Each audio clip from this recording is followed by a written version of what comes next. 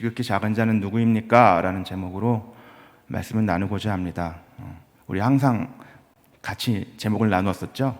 우리 지금도 한번 해볼까요? 지극히 작은 자는 누구입니까?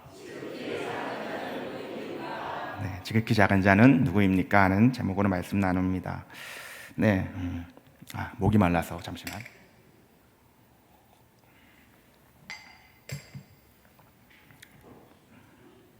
한 1m 정도 뒤로 한 걸음 나왔을 뿐인데 이렇게 말씀을 전하는 자리가 상당히 긴장도 되고 좀 어색하기도 하고 하지만 부족한 말씀이지만 여러분들 하나님께서 주시는 말씀이라고 받으시고 주님을 묵상하는 귀한 시간 되시기를 소망합니다. 오늘 본문 1절에서 어떻게 시작하고 있냐면 예수께서 이 말씀을 다 마치시고 하는 말씀으로 시작되고 있습니다. 어떤 말씀을 다 마치셨는가라고 생각을 해보면 아마도 바로 앞장에 있는 25장의 말씀들이 아마 주된 내용이겠죠. 예수님은 25장 말씀을 통해서 세 가지 비유의 말씀을 들려주셨습니다. 천국에 대한 그 말씀들인데요. 하나님 나라에 대해서 비유를 통해 설명하시는 그러한 말씀들이고요. 우리에게도 익숙한 비유들입니다. 간단하게 한번 정리를 해보자면 첫 번째로 열처녀 비유의 말씀이 있습니다. 천국은 마치 등을 들고 신랑을 기다리는, 신랑을 맞이하고자 하는 열처녀와 같다라고 말씀하시면서 그 10명 중에 5명은 지혜로워서 신랑이 언제 오든지 아주 늦은 시간에 오더라도 가지고 있는 등을 충분히 밝힐 수 있을 만큼 그 기름을 준비하였다라고 하고 있고요. 나머지 5명은 어리석어서 기름을 예비로 준비하지도 않고 그저 등을 들고서 서 있었다라고 합니다. 신랑이 금세 오지 않으니까 불안하여져서 기름이 충분한 5 처녀에게 구워달라고 그렇게 말을 하고 있지만 혹여 신랑이 더 늦어져서 자신들마저 부족할까 염려되니까 구워줄 수가 없는 그런 상황입니다. 그러니 차라리 지금이라도 급히 가서 기름을 사오라고 그렇게 말을 하고 있습니다. 기름이 떨어져 가니까 불안하여진 이 5 여인, 어리석은 5 여인은 어쩔 수 없이 기름을 사오기 위해서 자리를 떠났는데 어찌 되었습니까? 그들이 사러 간 사이에 신랑이 오므로 준비하였던 자들은 함께 혼인잔치에 들어가고 문은 닫힌지라 라고 말씀합니다. 어리석은 5 처녀가 떠나고 나니까 그제서야 신랑은 도착하였고 결국 충분히 기름을 준비한 5명의 지혜로운 처녀, 그들만이 혼인잔치에 신랑과 함께 들어갈 수 있었다라는 말씀이지요. 이 말씀은 우리에게 무엇을 이야기하는 것일까요? 주님 오시는 그때까지, 신랑 되시는 주님이 우리에게 오시는 그날까지 성도는 깨어 있어야 한다라는 것을 말씀하시는 것이죠. 언제 오실지 모르는 그 주님을 맞이하기 위해서 우리는 온전히 준비되어져야 한다라는 그러한 말씀을 우리에게 들려주시는 것입니다. 두 번째 비유의 말씀은 달란트 비유 말씀입니다. 주인이 종들을 불러서 달란트를 나누어 준 그러한 이야기입니다. 한 종에게는 5 달란트를 줬고 또 다른 종에게는 2 달란트, 나머지 한 명에게는 1 달란트를 주고서 주인은 먼 길을, 언제 돌아올지 모르는 먼 길을 떠나게 됩니다. 종들은 주인이 돌아오는 그날까지 그들이 받은 각각의 달란트들을 잘 사용하고 활용하여서 충성스럽게 주어진 일들을 감당해야만 했겠죠. 오랜 시간이 지나고 주인이 돌아와서 종들에게 그렇게 나누어진 달란트를 확인해 봅니다. 5 달란트를 받은 종은 5 달란트의 이윤을 더 남겼고 2 달란트를 받은 종도 2 달란트의 이윤을 더 남겼습니다. 그러하니 주인은 이 2 종에게는 잘하였도다, 착하고 충성된 종아, 내가 적은 일에 충성하였음에 내가 많은 것을 내게 맡기리니 내 주인의 즐거움에 참여할지어다 라고 기뻐하면서 칭찬을 해주고 있습니다. 그렇지만 마지막 한 종, 1 달란트를 받았던 그 종은 그것으로 아무것도 하지 않았죠. 아무것도 하지 않고 주인이 올 때까지 그저 그 1 달란트를 땅에 묻어두고 지키고 있었을 뿐입니다. 주인은 이 종에게는 악하고 게으른 종아 라고 하면서 주었던 그 달란트 하나마저도 빼앗아서 5 달란트를 더 남긴 종에게 쥐어줍니다. 그리고 이 종은 내쫓기게 되는 그러한 비유입니다. 달란트는 하나님이 우리에게 주신 그러한 은사로 우리가 적용을 많이 합니다.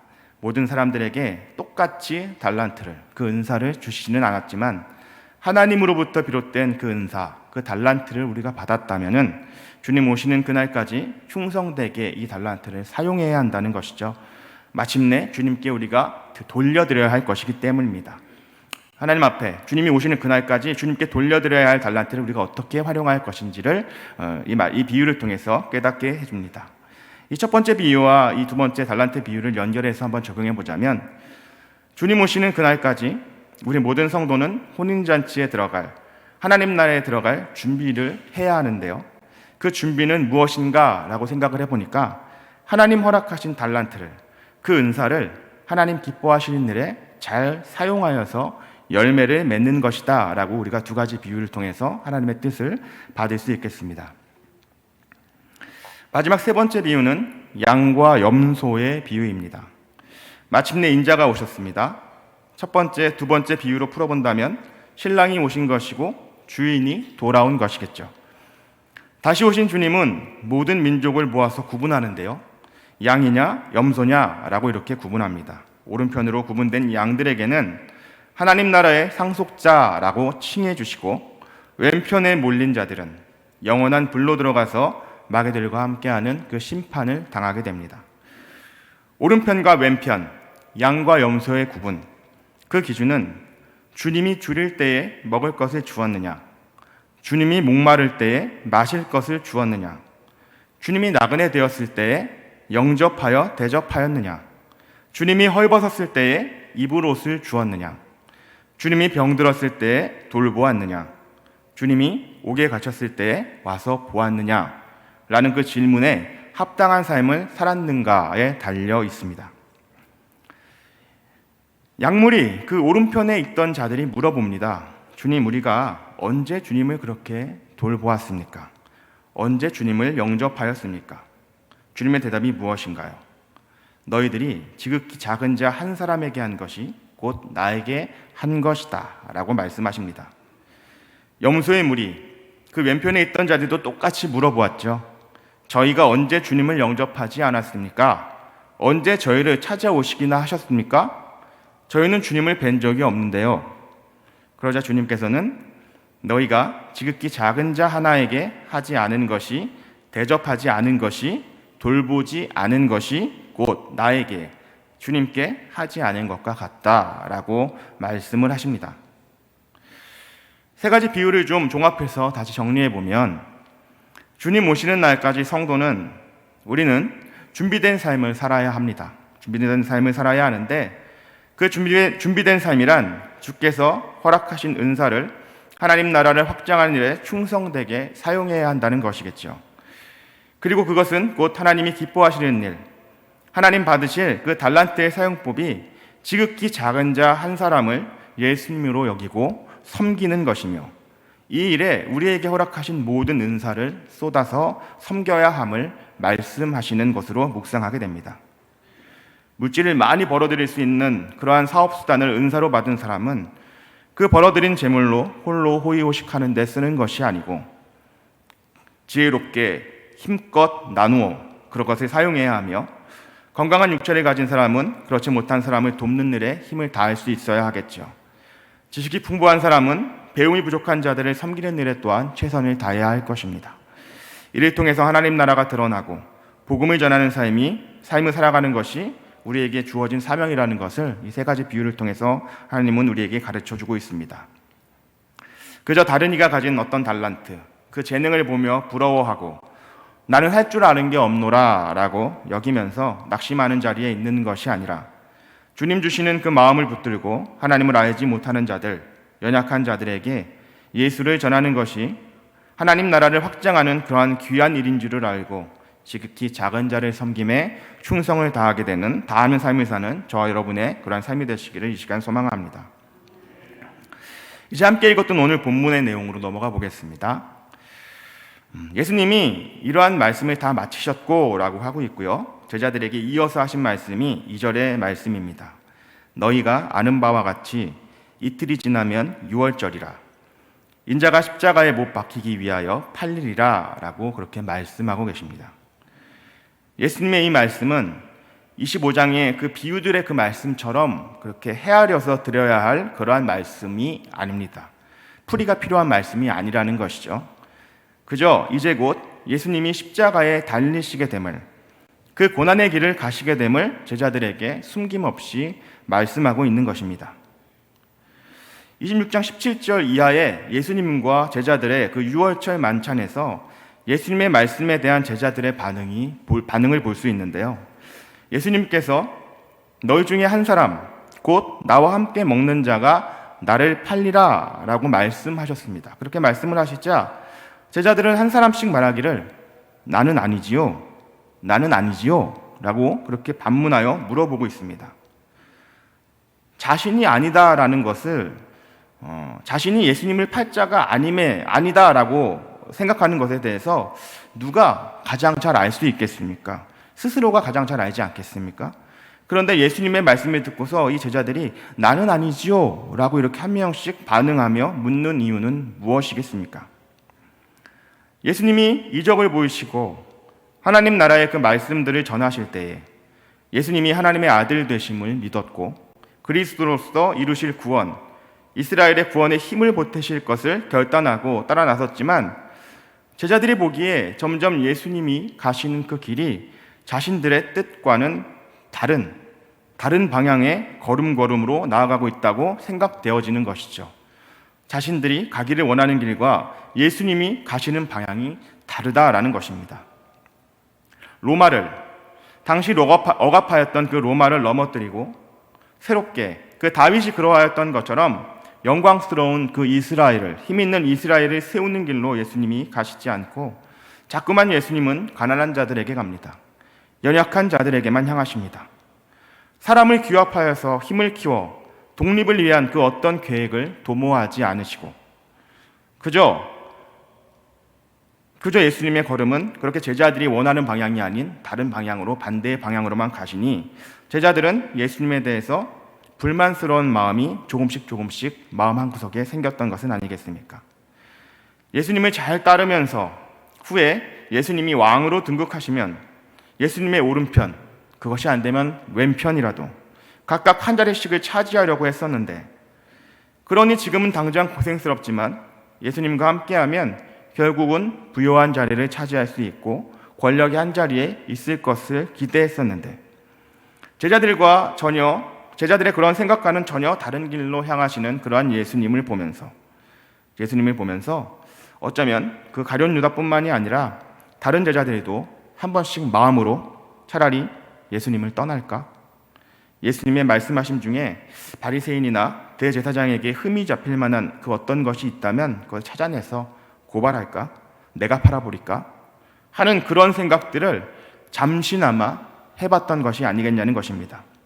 그러니까 이들이 그렇게 묻는 것이죠. 나는 아니지요. 그렇게 예수님께 너는 아니야 라고 확인받고 싶었던 것입니다. 전에 아주 잠깐 투정하듯 불평했던 제 마음을 들여다보신 건가요? 그래서 제가 예수님을 팔 거라고 생각하시는 그것은 아니지요? 라고 제자들이 묻고 있는 것이죠.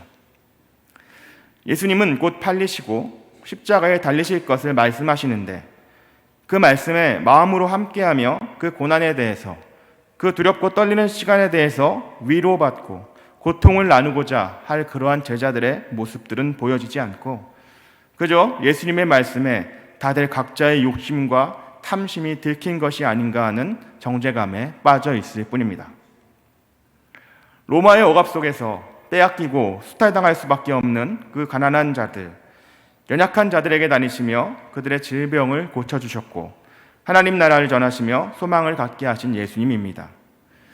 오병이어의 이적을 행하시고 광야에서 주림 가운데 있는 자들을 먹이셨고 날 때부터 맹인이었던 자들의 눈을 띄워주셨습니다.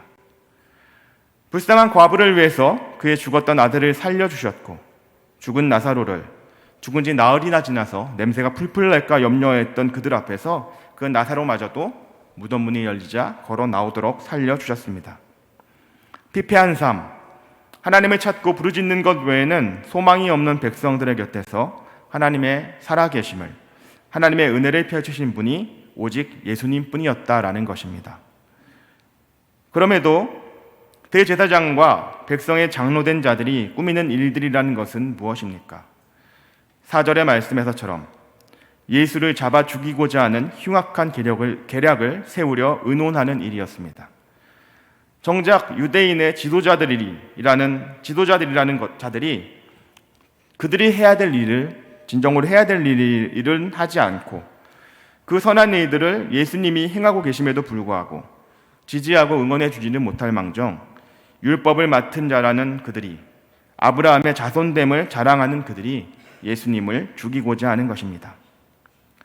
로마 식민지의 억압의 시대 속에 그들만의 기득권을 누리는 것이 그들 무리에게는 가장 중요한 문제였기 때문이겠죠. 그들의 눈은 예수님의 행하시는 그 놀라운 일들에 주목하지 못합니다. 그저 자신들의 이익에 반하는 경쟁자로 여겨지기에 급히 제거해야 할 그러한 대상으로 예수님을 바라보고 있을 뿐이라는 것입니다. 이러한 상황 속에서 제자들도 예수님이 가시는 길을 온전히 이해하지 못하고 예수님의 제자들, 그들이 원하는 방향으로 움직여 주시기만을 그렇게 바라고 있으며 하나님의 뜻을 누구보다 잘 알아서 하나님의 백성을 구원해야 하는 그 일에 수고해야 할 대제사장과 장로들이 하나님의 뜻을 행하는 예수님을 반대하고 공격하는 그 누구도 예수님의 마음을 헤아리지 않고 자신들의 생각에만 갇혀 있는 이러한 때에 오직 한 사람만이 이때의 예수님을 온전히 바라보고 있다는 것입니다. 그 한 사람이 누구입니까? 본문 같이 읽으셨잖아요. 그 한 사람이 누구입니까? 마리아입니다. 아주 귀한 향유를, 그 담은 옥합을 마리아가 예수님께 가지고 왔고 그것을 예수님의 머리에 부었습니다. 제자들은 그 비싼 향유를 이런 식으로 낭비하느냐라고 따졌고 마리아를 질책하였습니다. 이것을 팔았다면 많은 가난한 자들을 도울 수 있었을 텐데, 돌볼 수 있었을 텐데 라고 소리 지르면서 부어진 향유를 주목하며 아까워하고 있습니다. 그렇게 제자들이 향유의 가치와 그 가격에 주목하고 있을 때 마리아는 오직 예수님께만 주목하고 있었다는 것이죠. 가지고 있던 향유가 한 옥합이었으니 그것을 예수님께 부은 것이지, 만약에 2개, 3개 있어서 그것 다 부었다면 제자들이 어떻게 했을까요? 아주 난리 법석을 떨었을 것 같습니다. 예수님은 이렇게 향유를 붓는 마리아에 대해서 말씀을 합니다. 12절입니다. 이 여자가 내 몸에 이 향유를 부은 것은 내 장례를 위하여 함이니라 라고 말씀하십니다. 이틀이 지나면 유월절이라 인자가 십자가에 못 박히기 위해 팔리리라 라고 예수님이 말씀하셨을 때에 아무도 예수님의 이 죽으심에 대해서 반응하지 않았습니다. 예수님의 이 심각한 말씀을 깊이 생각하지 않았기 때문에 예수님의 죽으심에 대해 무언가를 준비해야 할지 그것에 대해서 전혀 관심조차 가질 수 없었던 그러한 상황이었겠죠. 그저 제자들이 지금껏 보아온 예수님은 가장 하나님께 가까우신 분인데 그러한 분이 죽긴 왜 죽으시나? 이미 위험한 상황이 막 벌어진 적이 있었지만 충분히 그 상황 속에서 피하실 수 있었고 능히 벗어나실 수 있는 분이심을 보여주셨는데 그러한 예수님이 왜 죽으신다는 거야? 라고 생각했을 것입니다. 전혀 예수님은 죽을 일이 없다라고 제자들은 여겼던 것이죠. 그렇지만 마리아의 눈에 예수님은 그렇지 않았습니다. 마리아의 눈에 보이는 예수님, 그 예수님의 눈은 너무도 슬퍼 보였나 봅니다. 마리아가 보기에 예수님은 마음속으로 크게 고민하고 하나님을 찾아 기도하고 울부짖으며 그렇게 하나님을 찾고 있는 분으로 보여졌습니다. 예수님은 자신의 뜻과 의지로 살아가시는 분이 아니라 하나님 아버지의 말씀에 따라 온전히 순종하며 따르는 분이시다라는 것을 수차례의 설교를 통해서 말씀하셨기 때문에 마리아는 하나님이 원하시는 그 삶의 자리로, 그 죽음의 자리로, 그 어떤 자리로든지 나아가신 예수님을 보면서 죽음에 처하는 그 자리까지도 거절하지 않으시고 기도하시며 나아가시는, 그렇게 세례 요한이 전하였던 세상죄를 지고 가는 하나님의 어린 양이다라는 그 말씀마저도 그것을 기억하면서 예수님을 바라볼 수 있었던 것이겠죠. 25장 40절에 나누었던 하나님 나라의 비유에서 예수님이 말씀하신 지극히 작은 자, 그 지극히 작은 자가 바로 다른 사람이 아니라 바로 예수님이 바로 지극히 작은 자다라는 것이 이때 마리아의 마음 가운데 깨달아졌던 것입니다. 십자가의 그 고난의 길, 죽으심으로 나아갈 예수님이 깨달아지니 가장 귀한 것으로 예수님을 영접하는 것이죠. 예수님은 이러한 마리아의 행동을 기뻐 받으시고 복음이 전해지는 모든 곳에서 마리아의 행한 일들이 기억될 것이다 라고 말씀하고 있습니다. 사랑하는 성도 여러분, 오늘 저와 여러분은 어떤 예수님을 만나기를 원하십니까? 나의 바램과 소망을 이루실 전능하신 그분을 보기를 원하십니까? 주님을 보기 원한다고 기도하면서 주님의 음성을 듣기를 바란다고 기도할 때에 환상 중에 임하시는 그 하나님의 모습을 보기 원하십니까? 하나님의 음성을 듣기 원하십니까? 분명하고 선명하게 내 마음 가운데 떠올려지는 어떤 가르침이 있기를 바라십니까? 다메섹 도상에서 사울에게 임하셨던 그 예수님, 베드로에게 고넬료를 찾아가도록 주신 그 환상과 같은 그러한 기적이 저와 여러분의 삶 가운데 있기를 바라고 계십니까? 그러한 이적이 우리 가운데 펼쳐지면 바울처럼 베드로처럼 예수의 그 이름, 그 복음을 위해서 순교의 자리까지 나아갈 순종의 용기는 혹시 있으십니까? 저와 여러분에게 예수님은 매일매일 찾아오고 계십니다. 예수님은 지극히 작은 자의 모습으로 주를 믿는 저와 여러분의 삶에 가까이 있습니다. 공부를 열심히 해보려고 하는데 잘 되지 않아서 답답해하는 지극히 작은 자녀들이 저와 여러분의 주변에 있습니다. 적은 수입으로 전전긍긍하며 가정살림을 꾸려나가느라고 흰머리가 늘고 주름이 잡히는 그러한 지극히 작은 아내가 바로 저와 여러분들의 옆자리에 있지요. 고단한 직장생활 가운데 있지만 묵묵히 참아내며 가족을 돌보려고 수고하는 남편이 또 지극히 작은 자로 우리들의 삶 가운데 함께하고 있습니다. 나이를 드실수록 한 이야기 또 하시고 잔소리만 늘어가시는 그러한 부모님, 여기저기 조심해서 다니셔야 하는데 늘 염려하지 말라고 그렇게 나가시다가 넘어져서 다치기도 하시고 그렇게 고집을 부리시는 연로하신 부모님이 또한 우리에게 허락하신 지극히 작은 자의 모습으로 우리와 함께 하시는 예수님이심을 우리는 기억해야 합니다. 우리의 일상에서 만나는 모든 이들, 나와는 상극이라고 여겨지고 한 두 마디만 하면 다투게 될 것 같은 동료들이 있지 않습니까? 어느 공동체에 가도 어떻게 그렇게 하나님은 나와는 전혀 다른 사람들을 예비해 놓고 계시는지요? 지극히 작은 사람들을 예비해 두시는 하나님이심을 믿을 수 있는 저와 여러분 되시기를 원합니다. 지극히 작은 자 한 사람에게 한 것이 곧 나에게 한 것이니라. 복 주시기 위한 것입니다. 부자의 집 앞에 거지 나사로가 쓰러져 있었던 이유는 부자에게 기회를 주시며 복 주시기 위해 주께서 보내신 지극히 작은 자 거지 나사로라는 것입니다. 우리의 눈이 지극히 작은 자 한 사람을 볼 수 있는 눈이기를 원합니다. 우리의 눈이 그 지극히 작은 자 한 사람을 위해서 기도하는 그러한 눈이 되어질 수 있기를 소망합니다. 아무도 알지 못했습니다. 아무도 예수님을 지극히 작은 자라고 생각하지 못했습니다. 제자들은 예수님은 크고 크신 분이라고 여겼고 대제사장의 무리는 예수님을 유대인들이 반대하는 반대자, 신성모독하는 자라고 여겼습니다. 그렇지만 살펴보았던 것처럼 오직 마리아만이 예수님을 바로 보았습니다. 어린 양의 신 예수, 지극히 작은 자 한 사람으로 예수님을 보았던 것입니다. 골로새서 3장 18절부터 23절의 말씀을 읽어드립니다. 아내들아 남편에게 복종하라. 이는 주 안에서 마땅하니라. 남편들아 아내를 사랑하며 괴롭게 하지 말라. 자녀들아 모든 일에 부모에게 순종하라. 이는 주 안에서 기쁘게 하는 것이니라. 아비들아 너희 자녀를 노엽게 하지 말지니 낙심할까 함이라. 종들아 모든 일에 육신의 상전들에게 순종하되 사람을 기쁘시게 하는 자와 같이 눈가림만 하지 말고 오직 주를 두려워하여 성실한 마음으로 하라. 무슨 일을 하든지 마음을 다하여 주께 하듯 하고 사람에게 하듯 하지 말라. 무슨 일을 하든지 주께 하듯, 지극히 작은 자로 오신 예수님을 대하듯이 믿음과 성심으로 살아내며 하나님 나라를 세워가는 저와 여러분 되시기를 다시금 소망합니다. 어떻게든 높은 자리에 있기를 원하는 그러한 세상 속에서 만왕의 왕이신 예수님이 가장 작은 자리로, 지극히 작은 자리로 이 땅에 오셨습니다. 저와 여러분도 허락하신 삶의 자리에서 또한 나로 지극히 작은 자임을 깨닫고 예수를 닮아서 지극히 작은 자임을 믿음으로 고백하며 살아가야 합니다. 어떻게 살아가는 것이 지극히 작은 자로 살아가는 삶일까?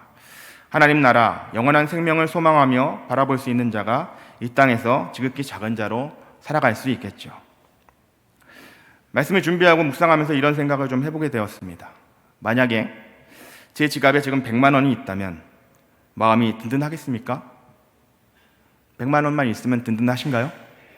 저는 든든할 것 같아요. 여러분들은 어떤지 모르시겠지만 저는 지갑에 한 100만 원만 있으면 든든할 것 같습니다. 100만 원이 있는데 길을 가다가 하루 종일 밥을 먹지 못한 한 형제를 만났습니다. 그래서 그 중에 10만 원을 전달하고 배고픔을 면하도록 해주었습니다. 그러면 제 지갑에 얼마 남았습니까? 90만 원 남았죠. 어려운 계산은 아니지만 집중을 해야 할 수 있습니다. 90만 원이 남았습니다. 뭐 괜찮습니다. 90만 원. 90만 원이면 아직도 저에게는 꽤나 괜찮은 금액입니다. 전화가 왔습니다. 개척교회를 섬기고 있는 어떤 목사님의 딱한 사정을 전화를 통해서 듣게 됩니다. 마음이 쓰여서 10만 원을 후원하였습니다. 얼마 남았습니까? 80만 원 남았습니다. 집중하십시오. 80만 원 남았습니다. 이때 여러분은 어떤 마음이 드시겠습니까? 아직 괜찮으십니까? 80만 원 정도? 괜찮으세요? 좋습니다. 네, 그러시는 분이 있어요. 좋습니다. 80만 원이면 저는 뭐 괜찮을 것 같습니다. 80만 원 정도도 충분합니다. 그런데 여기서 끝났으면 좋겠는데 이런저런 일들, 도움을 구하는 손길이 자꾸만 제 귓가에 들려지는 것이죠. 여러분 얼마까지 도우실 수 있습니까? 50만 원 남을 때까지 도우시겠습니까? 말씀들이 없으시네요. 절대 그렇게 못하십니까? 30만 원 남을 때까지 도우시겠습니까? 10만 원씩 돕다가 어느 순간 잔액이 점점 줄어드니까 5만 원만 돕고 싶지 않을까요? 3만 원만 돕고 싶지 않을까요? 만 원만 돕겠노라고 오히려 마음의 갈등이 어마어마하게 몰아쳐서 지갑에 돈이 있는 것이 도리어 불편해지는 그런 상황이 되지는 않겠습니까?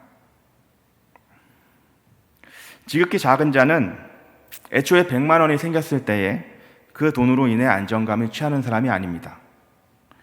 지극히 작은 자는 그 돈이 하나님으로부터 주어진 것을 알기에 지갑에서 빠져나가는 그 금액으로 인해서 두려워하지 않습니다. 지극히 작은 자는 어차피 하나님의 도우심이 아니면 살아갈 수 없는 자임을 알기에 오직 하늘의 하나님을 바라보며 살아가는 사람입니다. 오직 10만 원이 남아도, 만 원이 남아도, 1,000원이 남았어도 근심하지 않습니다. 만물의 주관자 되시는 하나님이 먹이시고 이기심을 기대하면서 소망하면서 그 믿음으로 살아갈 수 있기 때문이겠죠. 이런 믿음을 가지고 살고 싶습니까, 여러분? 이 믿음을 가지고 살아가실 수 있겠습니까?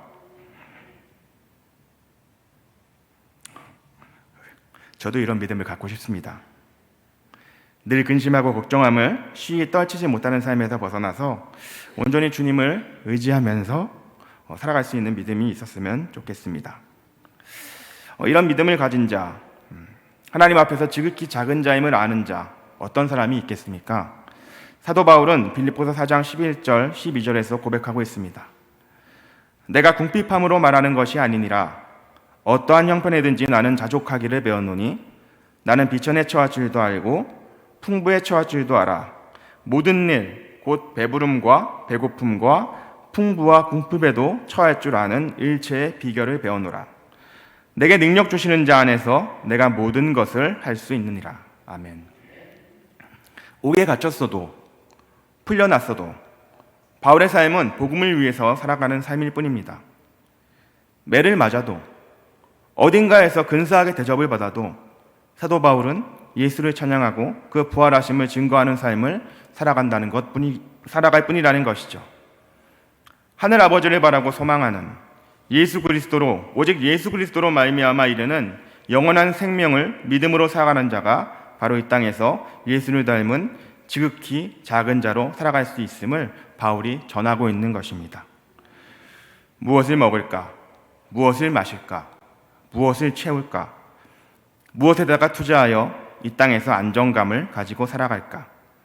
그러한 정욕과 탐심의 마음들 주님 앞에 우리가 온전히 내어놓을 수 있기를 원합니다.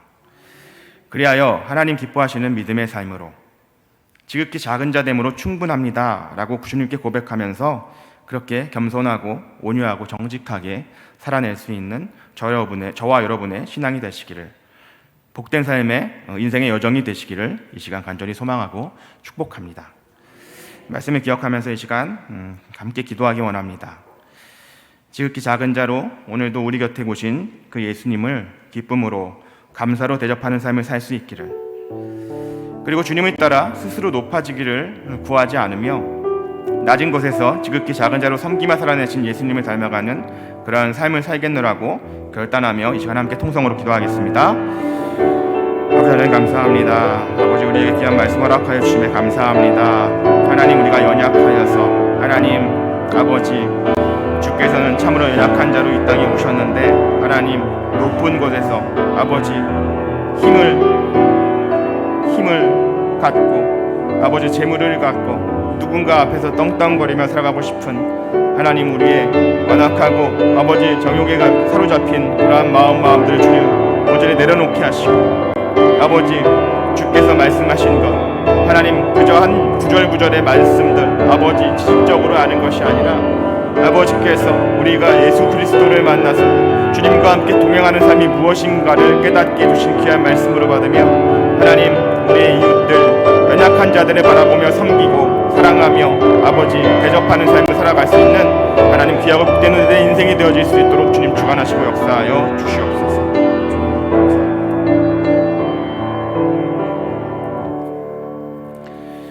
사랑해 주님 감사합니다. 하나님 귀한 말씀 허락하여 주셔서 감사합니다. 아버지 우리의 삶이 그렇게 주님 앞에 지극히 작은 자로 살아가기를 원합니다. 하나님 세상을 바라보면 갖고 싶은 것이 너무나 많습니다. 취하고 싶은 것이 너무나 많습니다. 누리고 싶은 것이 너무나 많습니다. 하나님 그리하다 보면 무언가 그것들을 누리고 있는 어떤 사람들을 바라보며 우리의 마음 가운데 시기하고 원망하는 마음들이 생깁니다. 하나님 그러나 이 시간 예배를 통하여서 아버지 우리가 앞으로 주님 앞에 드려질 그 모든 예배들을 통하여서 항상 그 마음들을 내려놓게 하시고 주께서 이 자리에 가장 높은 자리로 오셔도 부족했을 그 예수 그리스도께서 가장 낮은 곳으로 오셨음을 기억하며 하나님 그 낮은 자리에서 아버지 짧은 인생을 살아내시며 하나님 나라를 드러내신 예수 그리스도를 묵상하면서 하나님 더욱 겸손해지게 하시고 더욱 온유해지게 하시고 더욱 정직해지게 하셔서 세상이 바라는 방식은 아니나 하나님 나라가 기뻐하는 방식으로 주께서 기뻐하는 방식으로 살아내면서 주님 오시는 날을 준비하고 예비하는 우리 모든 성도들이 되어질 수 있도록 주님 인도하여 주시옵소서. 주께서 우리의 삶을 그렇게 축복하시고 이끌어 가실 줄 믿고 감사드리며 거룩하신 예수님의 이름으로 기도드립니다. 아멘.